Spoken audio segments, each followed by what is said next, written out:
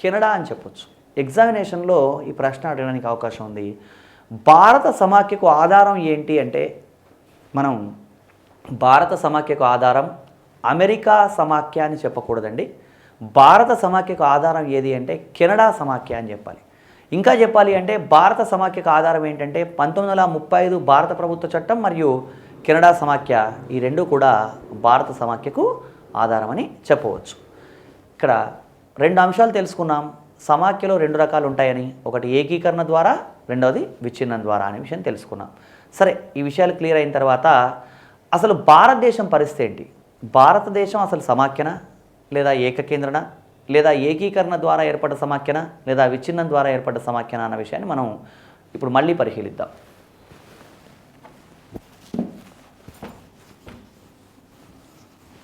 పంతొమ్మిది 1935 వరకు భారతదేశం ఒక ఏకకేంద్ర రాజ్యం అండి. 1935 వరకు భారతదేశం ఒక ఏకకేంద్ర రాజ్యం అంటే భారతదేశం మొత్తం ఒక పెద్ద భూభాగంగా ఉండింది. అయితే 1935లో 1935లో ఏం చేశారు అంటే భారత ప్రభుత్వ చట్టం 1935 ఇండియన్ గవర్నమెంట్ యాక్ట్ 1935 అని ఒక చట్టం చేశారు. ఆ చట్టం 1937 నుంచి అమల్లోకి వచ్చింది. 1937 నుంచి అమల్లోకి వచ్చింది. అయితే 1935 భారత ప్రభుత్వ చట్టం చేసి ఏం చేశారు అంటే ఒక ఏకకేంద్ర దేశంగా ఉన్నటువంటి భారతదేశాన్ని సమాఖ్యగా మార్చారు. అంటే 1937 నుంచి 1935 యాక్ట్ అమల్లోకి వచ్చింది కాబట్టి 1937 నుంచి భారతదేశం ఎలా మారింది అంటే ఏకకేంద్ర రాజ్యంగా ఉన్నటువంటి దేశం సమాఖ్యగా మారింది. అట్లా 1937 నుంచి 1950 వరకు భారతదేశం ఎలా కొనసాగింది అంటే సమాఖ్యగానే కొనసాగింది. అంటే దీన్ని బట్టి మనం ఏమర్థం చేసుకోవాలి అంటే 1935 భారత ప్రభుత్వ చట్టం అమల్లోకి రావడానికి పూర్వం వరకు భారతదేశం ఒక ఏకకేంద్ర రాజ్యం. 1937 భారత ప్రభుత్వ చట్టం అమల్లోకి వచ్చినప్పటి నుంచి అంటే 1935 ప్రభుత్వ చట్టం 1937 నుంచి అమల్లోకి వచ్చింది. అది అమల్లోకి వచ్చినప్పటి నుంచి భారతదేశం సమాఖ్యగా మారింది. అలా ఎప్పటిదాకా సమాఖ్యగా కొనసాగింది అంటే 1950 వరకు భారతదేశం సమాఖ్యగానే కొనసాగింది. అయితే 1950లో 1950లో భారత రాజ్యాంగం అమల్లోకి వచ్చింది. 1950లో భారత రాజ్యాంగం అమల్లోకి వచ్చిన తర్వాత రాజ్యాంగంలోని ఆర్టికల్ 1లో భారతదేశం రాష్ట్రాల సముదాయం, India is a union of states అని రాజ్యాంగంలో ఉన్నటువంటి 1వ నిబంధనలో ఆర్టికల్ 1లో యూనియన్ ఆఫ్ స్టేట్స్ అని పొందుపరచడం జరిగింది. ఈ సమాచారం ఆధారంగా మనం భారతదేశం ఏకకేంద్రణ సమాఖ్యన అన్న ప్రశ్నకు సమాధానం చెప్పవచ్చండి.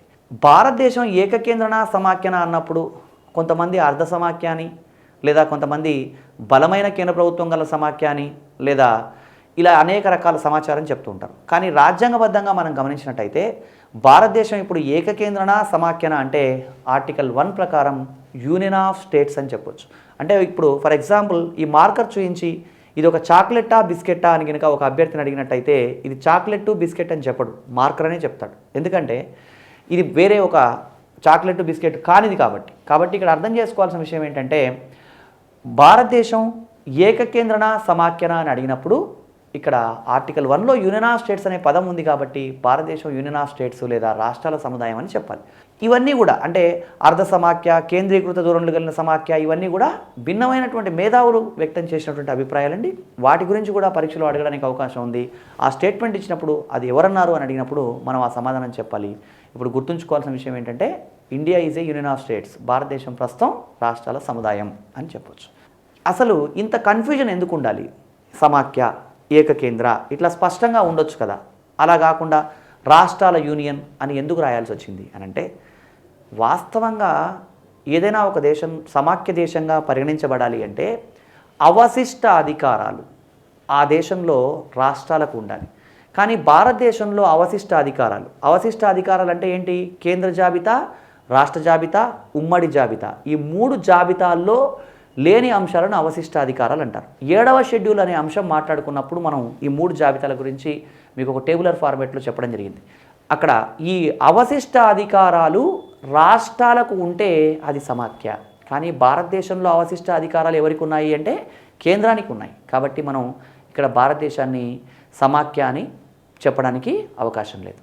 అసలు ఎందుకు సమాఖ్య అని చెప్పకూడదు, లేదా రాజ్యాంగంలో సమాఖ్య అనే పదం రాస్తే ఏమయ్యేది అంటే అలా రాసి ఉంటే చాలా పెద్ద ప్రమాదం ఏర్పడి ఉండే అవకాశం ఉండేదండి.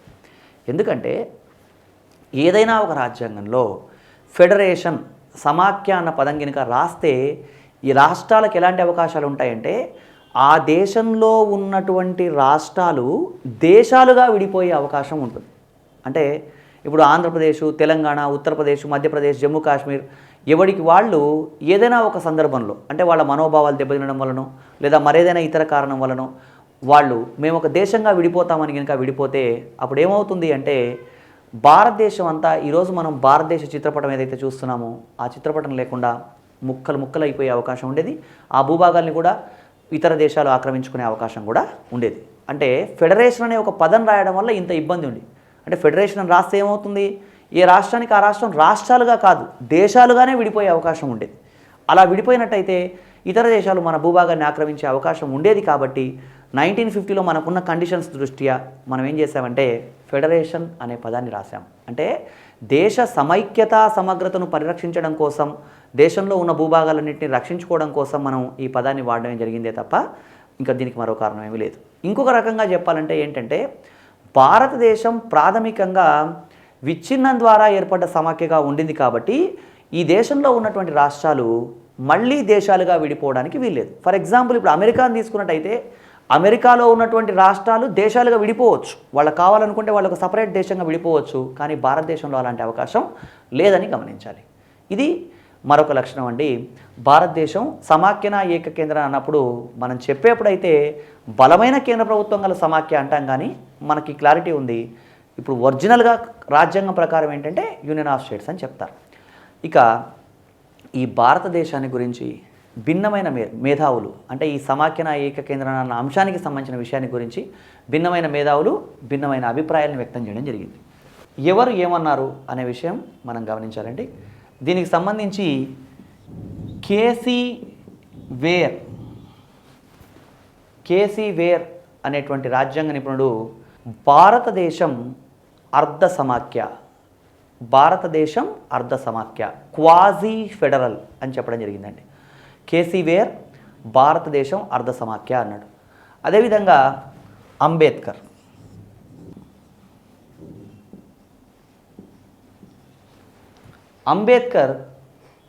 ఏమని చెప్పడం జరిగిందంటే భారతదేశం సాధారణ పరిస్థితుల్లో సమాఖ్య, అత్యవసర పరిస్థితుల్లో ఏకకేంద్ర అన్నాడు. సాధారణ పరిస్థితుల్లో సమాఖ్య, అత్యవసర పరిస్థితుల్లో ఏకకేంద్ర అంటే దేశంలో ఎమర్జెన్సీ లేనప్పుడు అంతా బాగున్నప్పుడు ఒక సమాఖ్య రాజ్యాంగాన్ని కొనసాగుతోంది. ఒకవేళ ఎమర్జెన్సీ ఇంపోజ్ చేసినప్పుడు ఆర్టికల్ 352, 356, 360 ఇవన్నీ ఎమర్జెన్సీకి సంబంధించిన ముఖ్యమైన నిబంధనలు.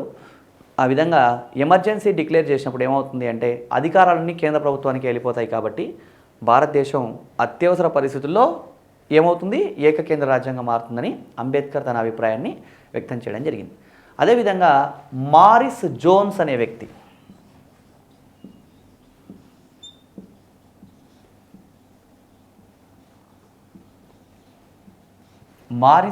అనే నిపుణుడు ఏమన్నాడంటే భారతదేశం బేరమాడే సమాఖ్య, బార్గెనింగ్ ఫెడరేషన్ అన్నాడు. భారతదేశం బేరమాడే సమాఖ్య అన్న అభిప్రాయాన్ని వ్యక్తం చేసింది మారిస్ జోన్స్.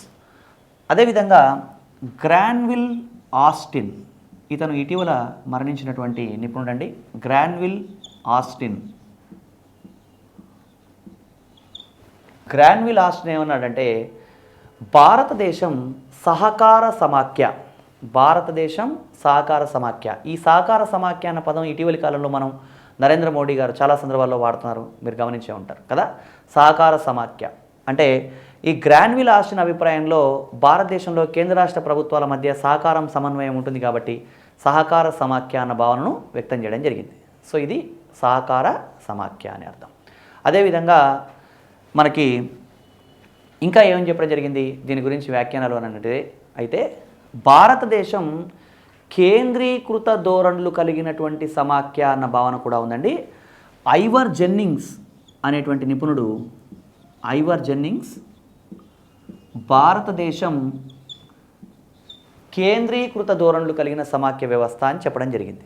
ఇవన్నీ కూడా భారతదేశానికి సంబంధించి సమాఖ్యన ఏకకేంద్ర అన్న దానికి సంబంధించి భిన్నమైనటువంటి వ్యాఖ్యానాలు. సో మరి భారతదేశానికి సంబంధించి ఏకకేంద్రన సమాఖ్యాన అనే విషయంలో మనకు క్లారిటీ వచ్చింది. దీని తర్వాత భారతదేశంలో ఏకకేంద్ర లక్షణాలు ఉన్నాయి, సమాఖ్య లక్షణాలు రెండూ ఉన్నాయి కాబట్టి దీన్ని అర్ధ సమాఖ్య అనడం జరిగిందండి. మరి భారతదేశంలో ఏకకేంద్ర లక్షణాలు ఉన్నాయి, సమాఖ్య లక్షణాలు ఉన్నాయని అనుకున్నప్పుడు భారతదేశంలో ఉన్నటువంటి ఏకకేంద్ర లక్షణాలు ఏవి, సమాఖ్య లక్షణాలు ఏవి, అది కూడా మనం తెలుసుకోవాలి.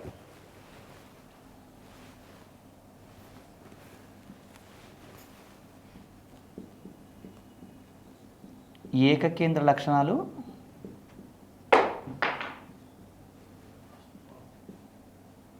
సమాఖ్య లక్షణాలు.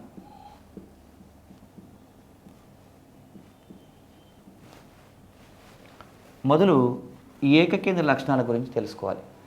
ఏకకేంద్ర లక్షణాలు ఏమున్నాయి భారతదేశంలో అంటే, దేశం మొత్తం మీద భారతదేశం మొత్తానికి కూడా ఒకే ఒక రాజ్యాంగం ఉందండి, ఏకరాజ్యాంగం.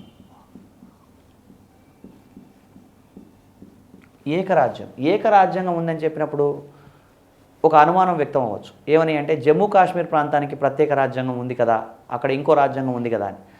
రాష్ట్రం అన్న పదానికి ఇవ్వబడ్డ నిర్వచనంలో జమ్మూ కాశ్మీర్ మినహా మిగతా అన్ని రాష్ట్రాలు అని చెప్పడం జరిగింది. జమ్మూ కాశ్మీర్ ఒక ప్రత్యేక పరిస్థితి కాబట్టి దాన్ని పరిగణలోకి ఇక్కడ తీసుకోకూడదు. దేశం మొత్తానికి ఒకే రాజ్యాంగం ఉంది. అదేవిధంగా భారతదేశంలో గవర్నర్లు అనేవాళ్ళు నియమించబడుతున్నారు. గవర్నర్లు ఎన్నిక అవ్వట్లేదు. వాస్తవంగా గవర్నర్లు ఎన్నిక అవుతారు. ఇప్పుడు ఫర్ ఎగ్జాంపుల్ అమెరికాలో తీసుకున్నట్టయితే గవర్నర్లు ఎన్నికవుతారు. భారతదేశంలో గవర్నర్లు నియమించబడుతున్నారు. ఈ గవర్నర్లను కేంద్ర ప్రభుత్వం నియమిస్తుంది అంటే ఇది కూడా ఒక ఏకకేంద్ర లక్షణం. అంటే గవర్నర్లు నియమించబడడం.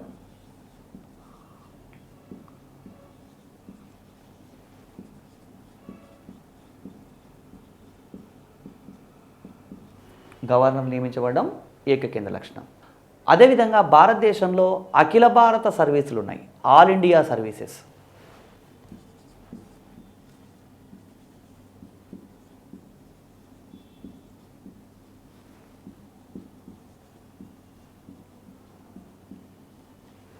అఖిల భారత సర్వీసులు.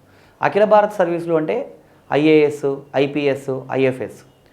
ఈ ఐఏఎస్, ఐపీఎస్, ఐఎఫ్ఎస్ లాంటి సర్వీసులకు ఎంపికైనటువంటి వ్యక్తులు దేశంలో ఏ ప్రాంతంలోనైనా పనిచేయచ్చు. ఇలాంటి అఖిల భారత సర్వీసులు ఉన్నటువంటి వ్యవస్థ ఉంది కాబట్టి భారతదేశం ఏకకేంద్ర లక్షణాలు ఉన్నటువంటి అంశంగా చెప్పొచ్చండి. ఇది ఒక ఏకకేంద్ర లక్షణంగా చెప్పొచ్చు. అదేవిధంగా అత్యవసర అంశాలు అంటే ఆర్టికల్ 352, 356, 360 ఇవన్నీ కూడా ఈ అత్యవసర అంశాలు కూడా ఉన్నాయి కాబట్టి ఇవన్నీ ఏకకేంద్ర లక్షణాలు. మరి సమాఖ్య లక్షణాలు ఏంటి? సమాఖ్య లక్షణాలు ఏంటంటే, భారతదేశంలో కేంద్ర రాష్ట్రాల మధ్య అధికార విభజన ఉంది. అధికార విభజన.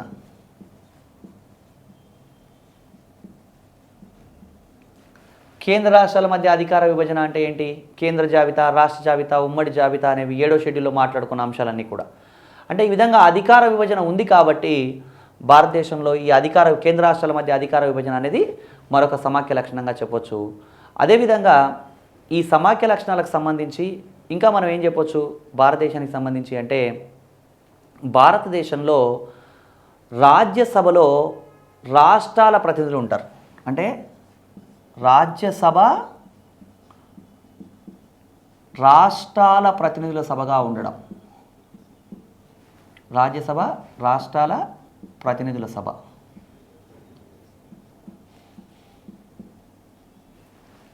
రాజ్యసభ రాష్ట్రాల ప్రతినిధుల సభగా ఉండడం కూడా ఒక సమాఖ్య లక్షణం అని చెప్పొచ్చు. అదేవిధంగా ఇంకా ఏంటి అంటే, భారతదేశంలో ఇతరేతర సంబంధాలు మనం గమనించినట్టయితే కేంద్ర రాష్ట్రాల మధ్య శాసన సంబంధాలు, ఆర్థిక సంబంధాలు, పాలనా సంబంధాలు ఇలాంటివన్నీ కూడా ఉన్నాయి.